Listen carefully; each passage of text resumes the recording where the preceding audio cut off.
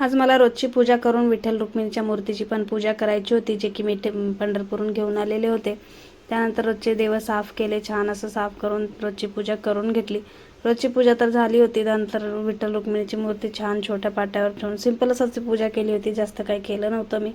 त्यानंतर छान असं वस्त्रमाळ वगैरे करून घातलं देवाला, घालून लगेच इथे रांगोळी टाकायला घेतली, जे की खूप पसरत होती आज माझ्याच्यानं. आणि या फडशीवर जास्तच पसरते, थोडं मोठं मोठं असल्यामुळं तर अधिकच होते. ते जरा बारीक असली तर छान बसते रांगोळी. त्यानंतर लगेच इथं आरती वगैरे करून घेतली. आरती करता वेळेस पार्थचं चालू होतं की मी घंटी वाजवतो म्हणून. तो काही अवनीचं ऐकत नाही, शेवटी त्यानेच घंटी वाजवली. त्यानंतर दोन्ही लेकरांना मस्त असं कुंकू वगैरे लावला आणि आरती दिली. तो डाव्या हाताने आरती घेत होता, तर त्याला उजव्या हाताने घे म्हणले तर उष्ट्याच हाताने घ्यायला लागला. तर म्हणले मीच देते, थांब तुला. त्यानंतर मस्त सर्व रोजची पूजा पण छान झाली होती आज माझी. हे पूजा पण झाली. मग देवाला नमस्कार केला. नमस्कार केल्यानंतर आता बारी होती लेकरायला जे मी कडे घेऊन आले होते ते घालायची.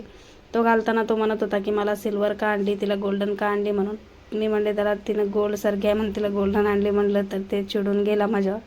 त्यानंतर असा होता माझा आजचा दिवस. तुम्हाला सर्वांना आवडला असलं तर लाईक शेअर सबस्क्राईब करायला विसरू नका. Thank you so much for watching my video.